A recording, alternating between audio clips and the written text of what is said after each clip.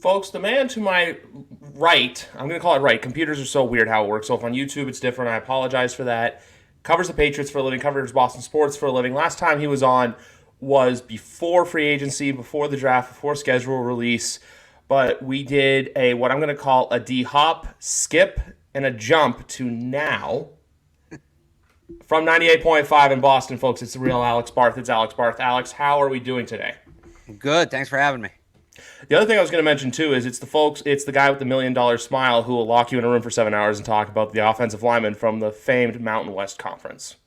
Yes. Yeah. We just recorded Patriots beat, and we ended up in a tangent on the Marshall University running back room. So Yeah. That's the beautiful thing about the sport, though, is that it leads you down so many rabbit holes, and this one's going to lead us down. Before we get into the obvious news of what could happen in the Hopkins visit, the one question I have for you is, so today, obviously, you were at Gillette, you were at minicamp, I almost said training camp. Who runs Judon's Twitter? That's the $1 million question, right? that's the question. Now, all right. I think he's covering himself Yeah. because he doesn't want to get in trouble or the team in trouble for anything. Like, come on, if it's not him, his social media person is excellent because they have his personality down to a T. But so for those people who don't know, he was asked about recruiting DeAndre Hopkins. And he said, I don't even know what's getting tweeted. I don't run my Twitter most of the time. So I think he's lying. I think he's trying to cover stuff up. But I mean, who knows? If it's not him, he needs to give his social media manager a raise because they're doing an excellent job. Oh, 100%. Just because they're so active, they're everywhere, even on Instagram, too. It's like you can tell it's his mannerisms that's talking throughout everything. Oh, that was the important stuff. But look, obviously, I know you're a big draft guy. Draft's your bread and Yep. butter. You love it. I could ask you about how good you think Gonzalez is going to be, but I don't want to do that because, look, that's low hanging fruit. From the guys selected from either I believe Mape, correct me if I'm wrong on that, the third rounder from Sacramento State, Yeah. to Keon White, to the day 3 picks, who is someone from there that maybe not a lot of Patriots people are paying close attention to now, but you've seen at camp, and you're so far saying this guy can be a stud? I mean, I don't know if it's fair to say people aren't paying attention to Marte Mapu. He might be the most hyped player coming out of this mini camp and these OTAs, but it's all real. I'll say Yeah. that the hype is real. Buy in. The number of different roles they're playing him in, his comfort level in all these roles, his ability to read plays, diagnose, trigger, get to the spot to make a play on the ball is outstanding. Kind of reminds me of Kyle Duggar at this stage in his career. Um, he's really been something to watch. Now, he is a 216-pound linebacker. Doesn't seem like they're going to have him put any weight on. He's actually lost a pound since the whole pre-draft process. So there's the question of what is he going to look like when the pads come on and guys can really take shots at him. And we won't know that until we know it. And that first padded practice is going to be a big one for him. If he has a good day that day and a good first couple of padded practices, I mean, the hype train's going completely off the rails. There's going to be no stopping it because we're going to start talking about Fred Warner and Matt Milano and guys like that. So he's been super fun to watch. He's been as advertised. I think I was hesitant about that pick initially, not even necessarily as an indictment on him, but we've seen the Patriots kind of struggle to get that undersized athletic middle linebacker, money backer role integrated into their defense for the last few years. I was like, can they really do it? Are they going to try to have Mapu in a new position, whatever? No, they're adjusting their defense for him. So that's been super exciting to see as well. If there's a guy maybe people aren't talking about as much, I'm really excited for Demario Douglas. And this goes all the way back to, I covered him at the Shrine Bowl in Las Vegas. Really electric ball carrier. I don't know that people will see me getting excited about a 6th round wide receiver and roll their eyes like, oh boy, here we go again. I don't know that he's going to be like the answer to everything they need at receiver. I don't know that he's ever going to be a full-time wide receiver contributor, but watching him with the ball in his hands, he looks like Marcus Jones. And I know people want them to make Marcus Jones a full-time player on offense. It's not going to happen for a variety of reasons, but that's one of their best offensive packages. So how do you run that package more regularly without taking Marcus Jones away from his defensive responsibilities? It's simple. You find a guy who can do some of the same things Marcus Jones does athletically. And that to me is Demario Douglas. He even said that when he was in high school, he was studying Marcus Jones when he was at Houston. So he's another guy that probably hasn't gotten talked about a lot. I think he got some run the first couple days and it's sort of quieted down, but I'm really excited to see what they end up doing with him too. I just want to ask you about that, just more or less, not a question of guys that people aren't talking about, but obviously you in the media and the Patriots media specifically as a whole gets access that, look, none of the fans get at this time of the year. Guys like me who can just see the stuff on Twitter that they get. So that's why I wanted to go down that road, but I Yeah. like both answers. And with I would Mapu, say just to that, and, yeah. and I don't mean to like call you out on this. Like I get all the time from people, whether it be on minicamp or I've gotten a bunch of these on Hopkins, like, come on, like, what do you really know? Tell us. I'm really transparent with you guys. There's very few instances that I know something that I don't, at least to an extent, put out there. In the few occasions I do, it's usually something that I know is going to break very soon. So I feel like the heavy majority, I won't speak for everybody, but the heavy majority of the reporters on the Patriots beat uh, operate in a similar fashion. So I what we're kind of putting out there is more or less what we've seen. We're not really sitting on too much. And yeah, so that's why I kind of had to answer that question that way, because there was no way Marte Mapu was going to be this good, and we weren't going to shove him down. Like, there's now people who are like, all right, we get it. Marte Mapu's good. Like, move on. What else is going on? No, he's this good. That's why we keep talking about him this much, because it's been that exciting to watch him. And also too, I feel like with Patriots, it's the state secrets don't get out. They like Yeah, yeah. you don't find out. It's usually like one of those, oh, like this happened. Like I bet, like that's why as I even know his Bill through his media availability, he's being Bill throughout the whole D Hop process. It's one of those ones we'll wait and see what happens. If I personally had to guess, I don't think we'd get an announcement this week. I think it'll be an early next week thing, regardless if it's New England or not. So I guess the announcement could change things. I've said this about Hawkins a lot.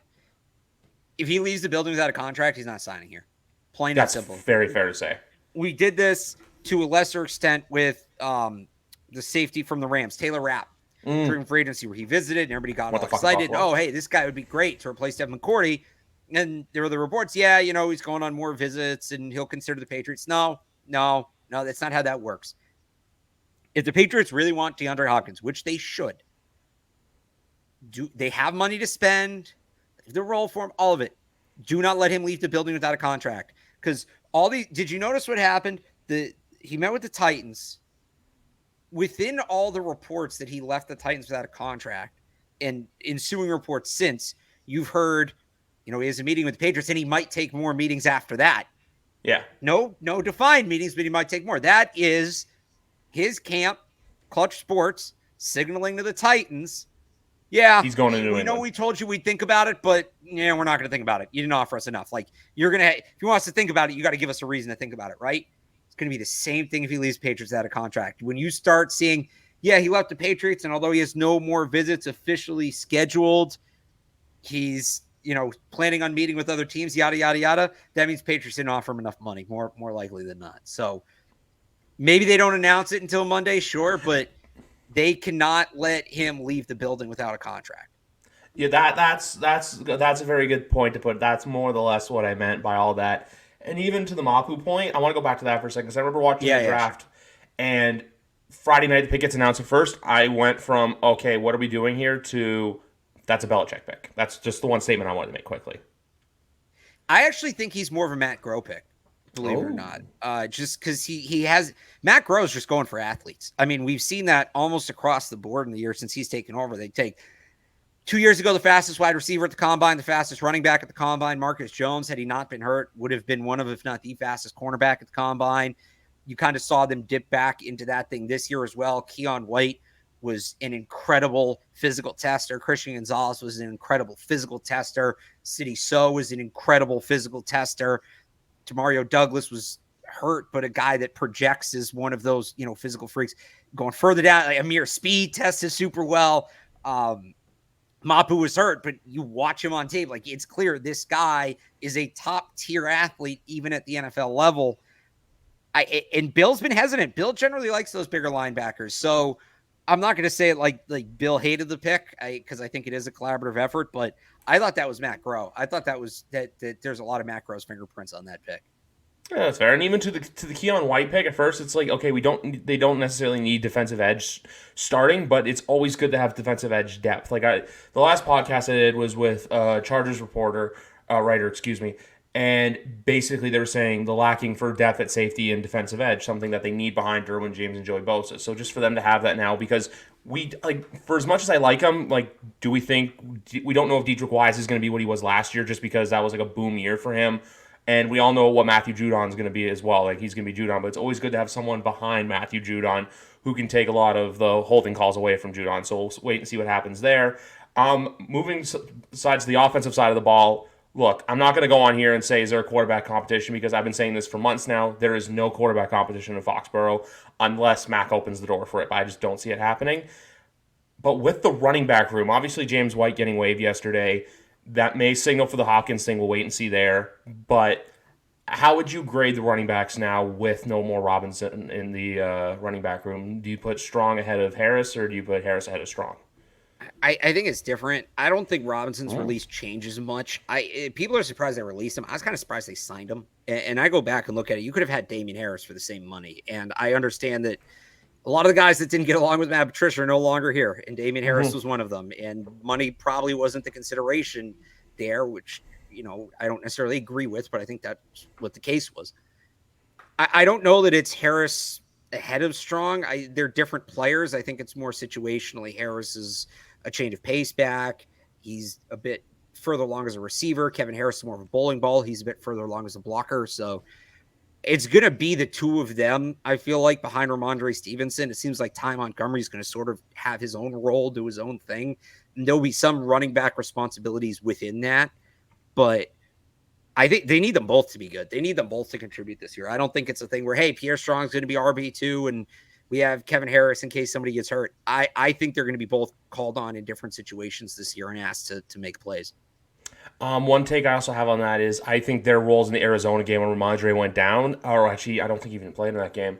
I think that pretty much solidified. For me, that was pretty much a solidification of Harris wasn't going to be on the team next year just because when you saw, hey, when they were inserted in the lineup and they did well in that game, that kind of shows them, hey, these are the guys of the future.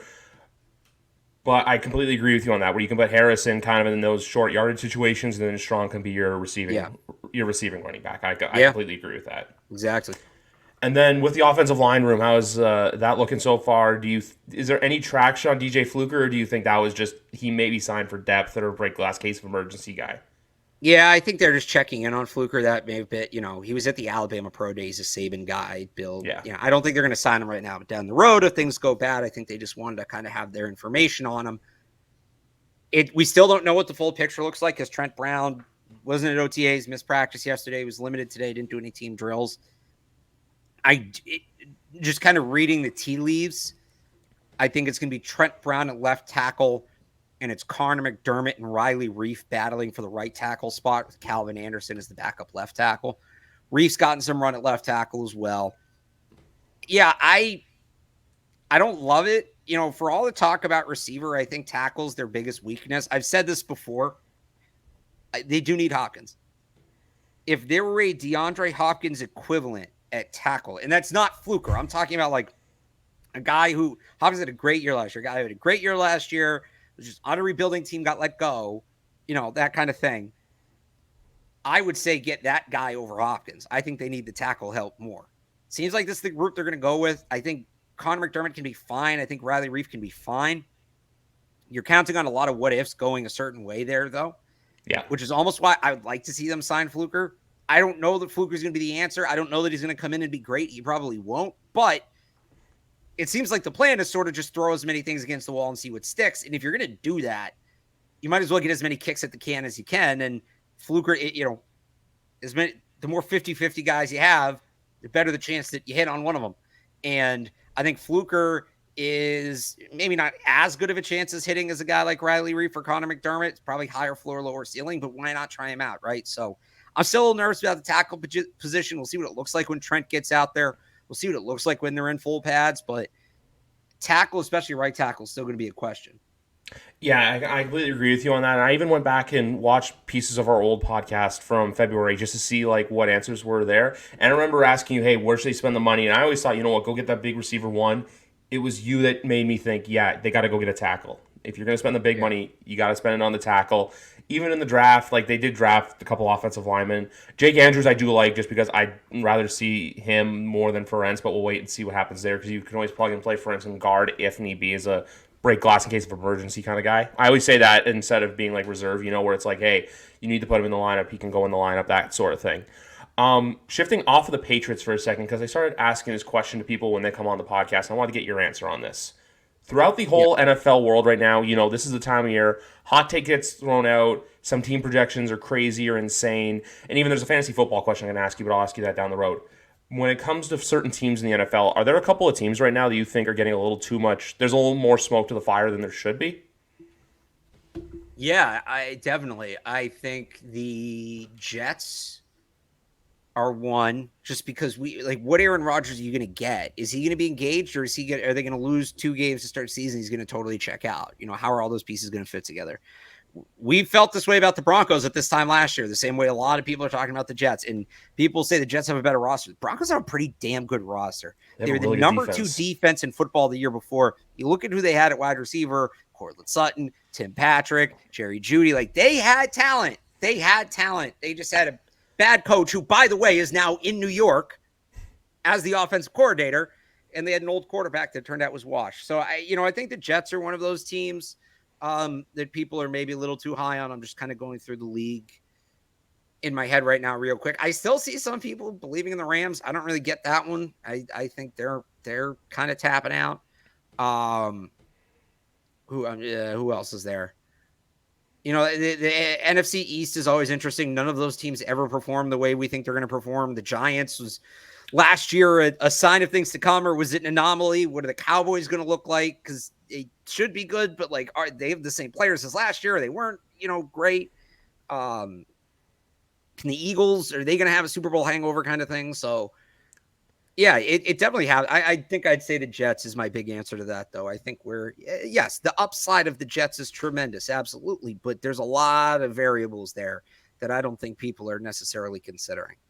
Yeah, I completely agree with you on all those teams. Mine quickly is a team I've already gone into detail multiple times with this. Mine's Detroit, just because. Look, I'd like to see them do well. I just don't want to be crowning them already. They're going to win the division. They're going to win double-digit games just because saying that you're going to do that in the NFL, you don't know unless you're a true contender. And then the other ones too, I agree with you. The Giants are a wait and see because I want to see if what Daniel Jones does now that he's a $40 million quarterback, because that target on his back just grew and grew and grew. So we'll see if he answers the bell. And then the other one too, the Rams. I don't think they'll be a 5-win team. I think maybe 7 or 8, somewhere in there. They'll win a couple more games last year than they should have. But besides that, and then Denver too. I'm going to say this right now. Christmas Eve, that's going to be like a 16-10 game. I'm sorry. When the Patriots go down to Denver, Christmas Eve, that's going to be a very defensive football game, people. Yeah. No, that's going to be an interesting one. I mean, it's so far away, right? We don't know, but yeah, it's going to snow too. You just know it, and it's going to be real tight. It is. And then the other one I wanted to ask you quickly is, I'm not sure how much of a fantasy footballer you are, but not really. But what do you got? Okay. If you had the draft right now, I've seen this take that Bijan Robinson's already an RB1 for fantasy. Do you agree with that, or do you disagree with that? From me, I just don't think it's right to already put a rookie in that high of a pedigree. I think he'll be good, but I don't think it's already. I think it's just too early to crown him that. Does RB1 mean the first running back drafted, or can be the best running back on your team? First round running back. I mean, I'm not. I kind of hate fantasy football. I think it's eroded the football IQ of the average fan of the sport. But what I would say is, he's not going to be better than McCaffrey. He's not going to have that kind of PPR value, or even a guy like Alvin Kamara. But that Falcons team is going to run the ball a lot. And people will say, well, they can't run it that much. They're not good. None of the teams in their division are good. And by the way, all those teams suck against the run. So I'd still take, even though he gets hurt, I'd still take Christian McCaffrey before him, or, even a guy like Derrick Henry. But there aren't that many true bell cow backs left. Because I keep getting the question about Ty Montgomery, Pierre Strong, James Robinson. Who should I handcuff with Ramondre Stevenson? Right? I don't know. Yeah. It's way too early to tell. But there's so few backs left that you can just draft and not worry about the handcuff, right? I think at the very least, Bijan's going to be one of those guys where that's the guy. That's the guy. They're not. You don't take a running back, and to be fair, I think you could say. Why am I blanking on his name? Jahmyr Gibbs. I think this would be true for Jahmyr Gibbs too. You can't take a running back in the top 15 and spell him. That guy's got to be on the field at least 60, 70% of the time, right? So those two guys are going to be heavily, heavily involved in their offenses. What you ultimately think that amounts out to, I guess, impacts the overall fantasy value of it. But those are two guys I would think you're not going to have to worry about them getting touchdowns vultured or, they're coming off the field on third down, so they're not going to get those PPR numbers. No, those guys are going to be on the field a lot. Yeah. That's the other reason, too. I want to go back to my Detroit statement earlier because I think Gibbs and Montgomery is not as good as a running back room as what Swift and Williams has been for them the last couple of years. So that's the other reason why I'm kind of not. I want to wait and see on Detroit just because I don't buy into David Montgomery being a true running back one, but I feel like it will be Gibbs there as well. But I feel like Montgomery could be a touchdown vulture for Detroit as well. So I'll wait and see there. I just wanted to ask that because I wasn't sure, like, hey, too much of a fantasy guy. And the other thing, too, with Campbell is everyone calling him Coach of the Year already when personally I think Coach of the Year is always given to a guy that you don't expect it to go to, like what Brian Daboll did last year in New York. Yeah, it's always like some younger coach steps up, whatever. So, pretty good. Yeah. And then going back to the Patriots, obviously, look, week 1 is going to be a very special week with Tom Brady. You don't have to worry about paying $800 to get into the building for that one. But I just love how that game's probably going to be. We're going to have this great ceremony. We're going to honor him. And then it's going to be probably just carnage for like the next 3 hours where it's like, oh, God damn it. You're giving us the team that was literally a hold away from probably winning the Super Bowl.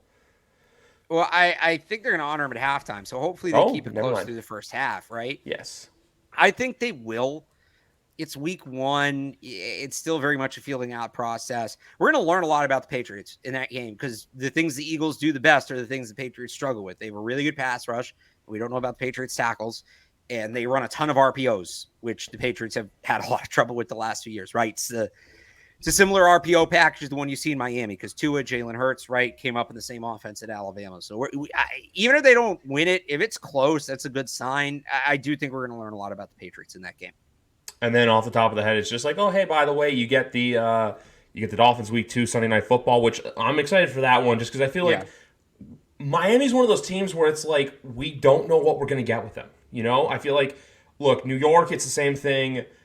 Miami, we don't know what we're going to get just because of health-wise. And then with Buffalo, you don't know what you're going to get because your star wide receiver decided not to be a part of a mandatory minicamp today. So this division as a whole is going to be very, very exciting to watch this year. And even, too, with going back to the Jets, I think we're going to learn a lot about them week 1, regardless of – I think Diggs will end up – that'll settle whatever's going on there.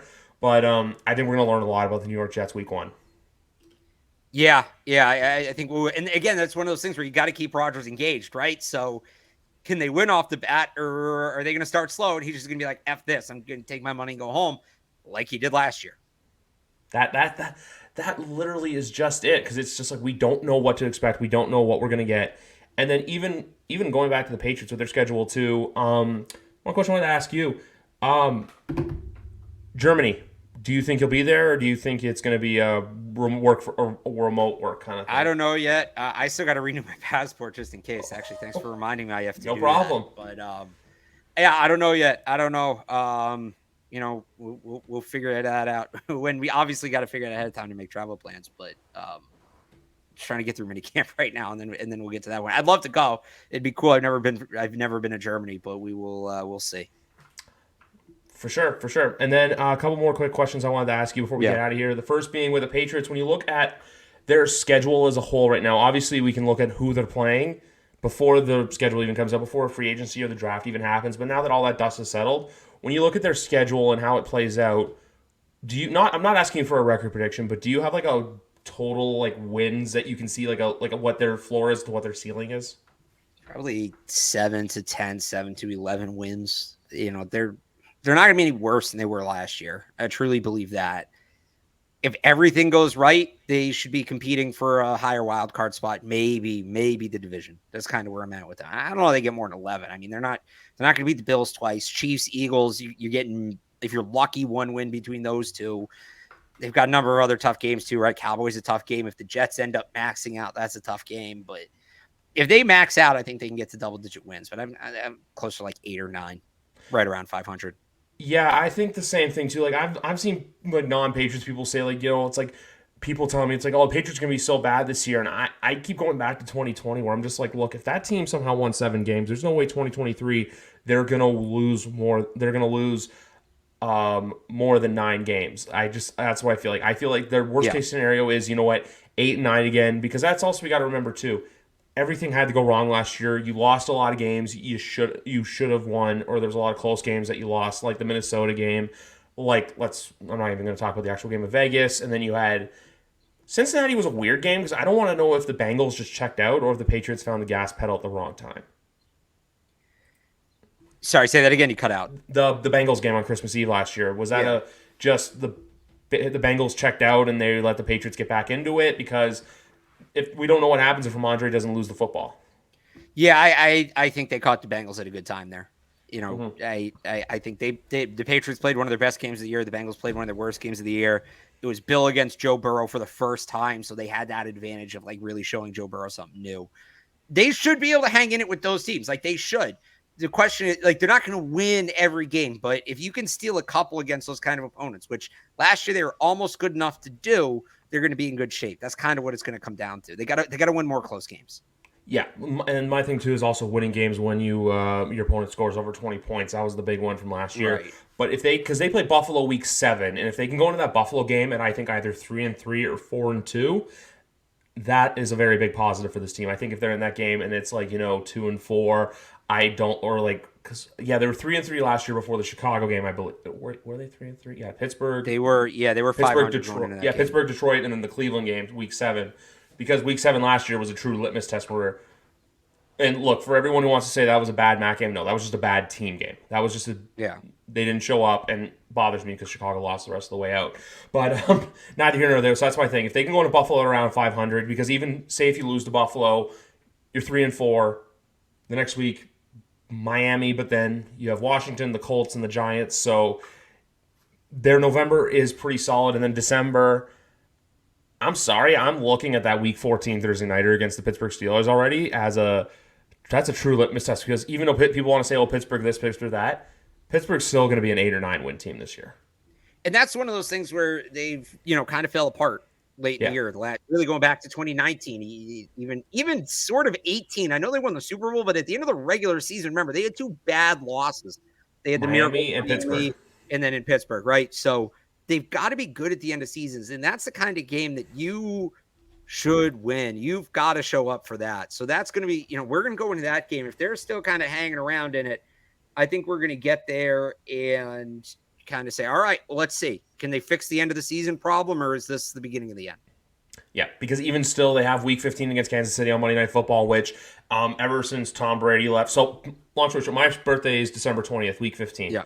Ever since Tom left, lost to Miami, which was on my actual birthday, got eliminated from the playoffs. Thanks, Patriots, for that gift. 2021, who did they lose to? That was the Colts game, the really bad Colts game where Jonathan Taylor with the pretty much walk-off touchdown. And then last year was, Vegas. So it's been a wonderful 3 years. So it's like as soon as I saw that game, I'm like, well, great, I'm getting another loss for my birthday. Yeah, But if they can, that's going to be a tough one. But that's the kind of game though. If they can win or somehow hang in tough with Kansas City, and say if it's like 28-21, even say if it's that kind of score, it's gonna be one of those games where if that's like a game where a moral victory is acceptable. But like I don't think a moral victory when they go to Vegas or I'll even say Denver, just because look, there's history there, and the Patriots know how to win a mile high. Or even I'm getting my words mixed up. The New Orleans game, for example. I mean, they should beat New Orleans. New Orleans is going to be a bad team. New Orleans is going to be a bad team. And they got to bank these wins early. They can't come out, start slow. This is not the year that you can do, September's an extension of the preseason. Because like you mentioned, can you call it a morale win if you're close with the Chiefs? Like, I guess kind of, but you might also need every win you can get at that point to get into the playoffs. And the last couple of years, and this is where they really screwed themselves last year, that burning last year. And that's what they did. It's a wasted year.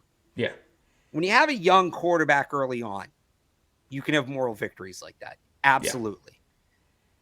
Yeah. This year is for all the marbles. This year is not just about 2023. You don't show up this year, this is the year that the offseason they got to decide on Mac Jones. Robert Kraft kind of made it sound like Bill Belichick's job may or may not hinge on them making the playoffs. If you get close with the Chiefs, we can't do that. Oh, well, hey, they were close. They're building to something. we can't really do that this year because this is the year you're supposed to build to. Year 3 of the first round quarterback on his rookie contract is supposed to be when you start clicking on all cylinders. So they got to bank wins early. Like you said, that Saints game is a game they really should win. If they don't win that, they're in big trouble because it does get tough down the stretch. And yeah, maybe if you're kind of feeling comfortable and you get a close loss to the Chiefs, but you still have a pretty easy path into the playoffs, you're like, all right, well, we know we're probably going to see these guys again, but hey, we hung with them. That's good. You only get that if you banked enough wins early on that you don't need that game to get in the playoffs. And with their schedule, that's going to be hard to do. So it's going to be really interesting to see how that all plays out.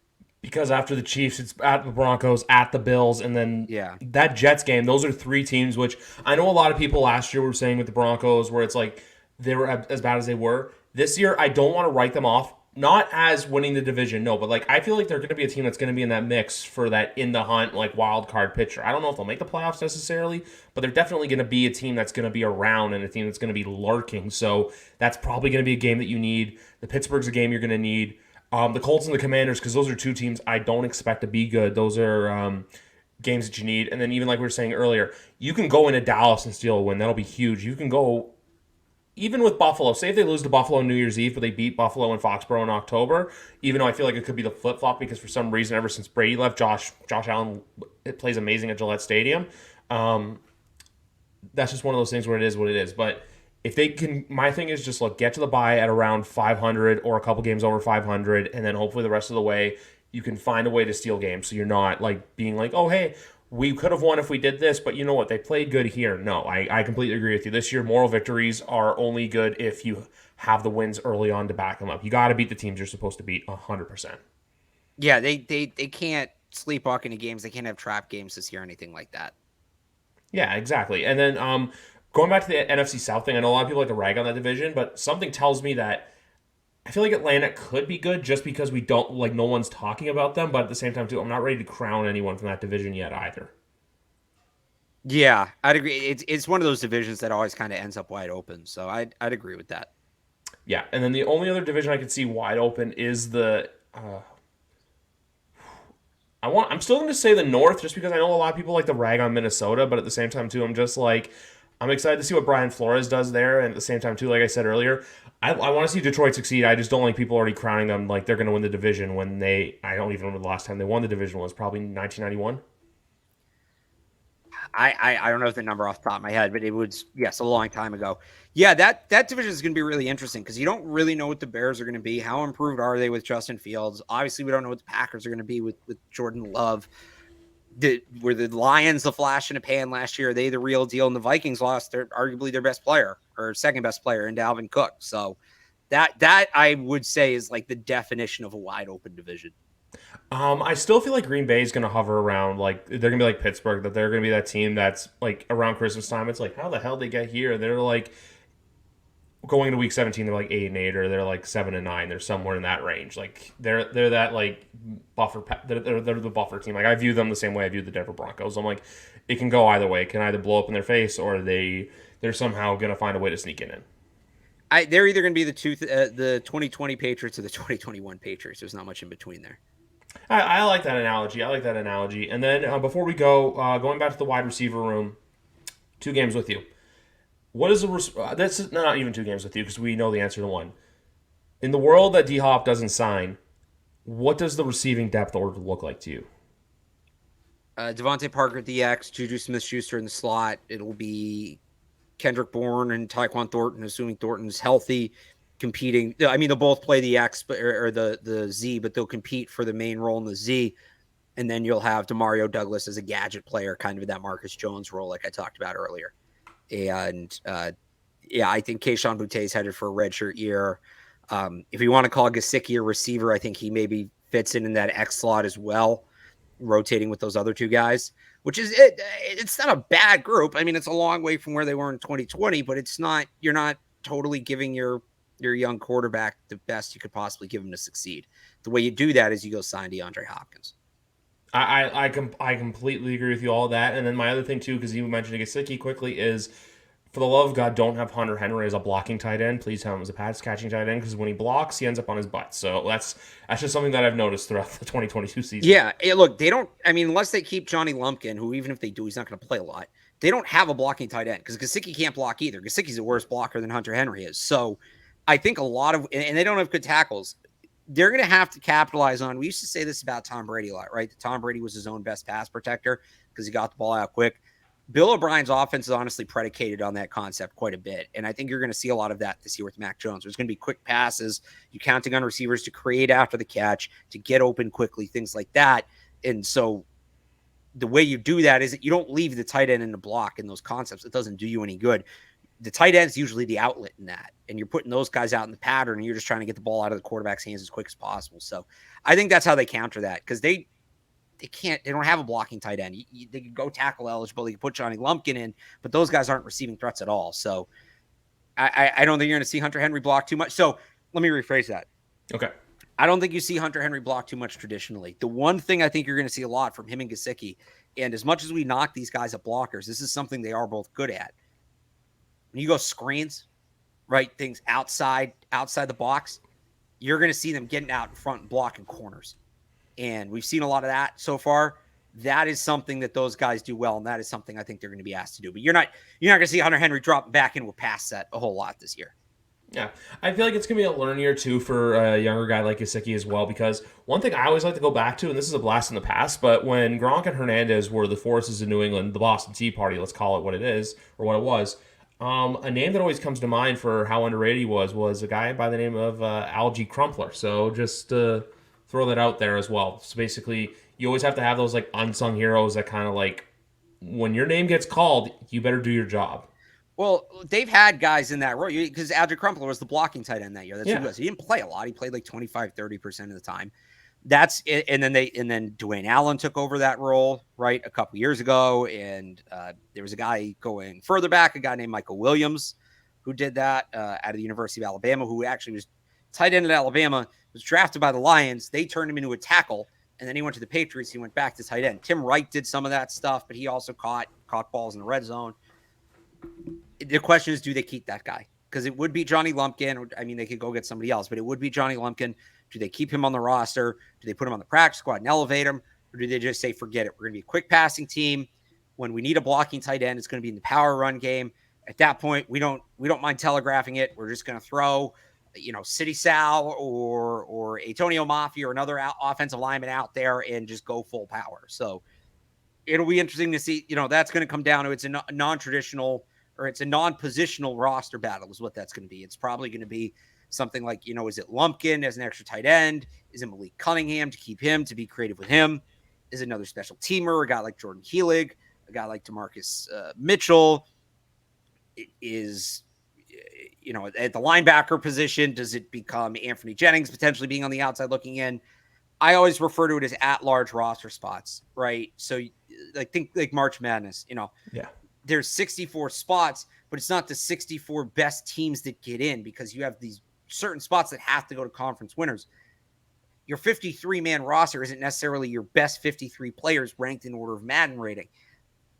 Is the backup quarterback one of the 53 most talented players on the team? Usually not, but you have to keep 2 quarterbacks. You have to keep at least 4 receivers. You have to keep at least 7 offensive linemen. Most teams keep more, but you have to keep at least 7. So when you get down to that, like how many roster spots can actually be won on an NFL? And then you go beyond that at some point. Most teams keep at a minimum. All right, we'll use wide receivers again. The minimum number of wide receivers you got to keep really is 4. Patriots are going to keep 5. They're going to. So, all right, there goes another at-large roster spot because that guy is just clearly better. When it comes down to the number of roster spots that can actually just be won by outright the best player regardless of position, I've been calculating this for 2 years now. 2 years ago on the Patriots, that number was 7. Last year, that number was 5. That's really, it's crazy when you think about it that way, but there's 5 roster spots that can truly be won by the best player available. That's where you're going to get into that. Are they going to keep a third tight end? Are they going to have a guy like Johnny Lumpkin or Anthony Firkser on the roster? Keep forgetting about that Anthony Firkser still around. It's one of those buzzword names where it's just like, oh yeah, I know, I remember him or I know him. But no, I gotta say, and only other thing I gotta say quickly, do you think Gonzalez gets number 0 or do you think Jack Jones will have that number? I think it'll be Jack Jones just because he would have taken it. Like he could have gotten it when they switched the numbers in the offseason. And because other guys did. Jabril Peppers changed his number 3 to 5, and Scotty Washington went 88 to 17. So I feel like Jack Jones would have taken it if he wanted it. Now it's just a matter of does Christian Gonzalez want it? It would be cool to see Christian Gonzalez get it. Selfishly, I want to see the punter wear number 0 because I think that'd be hilarious. Whoever ends up winning the punting job, whether it's Corliss Waitman or Bryce Behringer, but no, I think it's going to be Gonzalez. And then kicking job, do you think it's going to go Ryland or do you think it'll go to Folk? I think it's Ryland, a 4th-round pick. And the kid's good, but he's also 4th. It's a lot harder. I know it sounds weird. It's a lot harder to part ways with a 4th-round pick than a 6th-round pick. I think Ryland is a lot safer in that job. The punting one, to me, is a coin flip. That one's totally up for grabs. It's always great when special teams are like one of the worries in the team, and that there's no like positional value that like you have to really. I feel like the only positional value still to worry about is the tackle position, but that will be a thing that we'll probably not get a full answer on until the guys get in pads in about 6 weeks from now. Right. Yeah, it's true. Well, anyway, Alex, it was a blast getting to do this once again. You're always welcome back here on the show. It was a blast, guys. Next week, joining me will be Kyrie Thompson, formerly of WEEI, now at Radio Boston. But anyway, guys, thank you very much for listening. This has been episode number 232 of YWC Football Talk. All of Alex's work and his Twitter bios in the links below. Or if you're listening on podcast, they'll be in the links in the description. Thank you very much, guys. Have a good night, and we'll see you next time.